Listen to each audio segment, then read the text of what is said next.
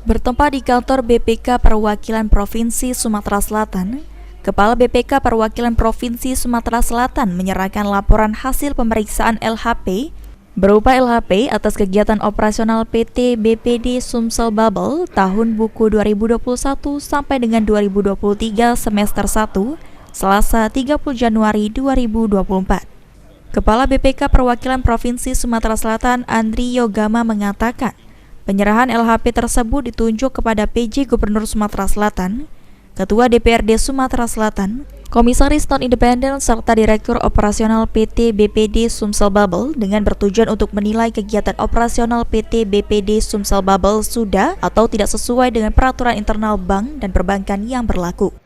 Hari ini penyerahannya dihadiri Bapak PJ Gubernur selaku pemegang saham tertinggi. Baik. Terbanyak ya Bang Sumsel. Kalau yang pemeriksaan ini namanya pemeriksaan dengan tujuan tertentu, jadi bukan yang rutin ya. Kalau yang rutin itu nanti pemeriksaan laporan keuangan daerah. Itu tiap tahun, ini bukan yang tiap tahun. Jadi makanya kami coverage-nya kemarin 2 tahun lebih.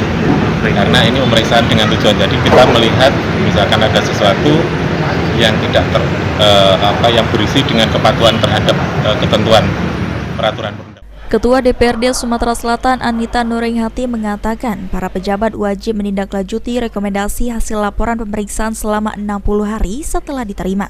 Dari hasil pemeriksaan ini, diharapkan DPRD Sumsel dapat mengambil keputusan serta evaluasi bagi kepala daerah dalam meningkatkan kinerja untuk mewujudkan tata kelola pemerintah yang baik. Ini kami menerima hasil LHP untuk salah satu DPRD Provinsi Sumatera Selatan, yaitu Bang Sumsel Bubble, yang pemeriksaannya memang dari tahun 2021 sampai 2023. Ada beberapa yang harus diperbaiki, baik administrasi maupun hal-hal yang lainnya, dan kita masih diberi waktu 60 hari.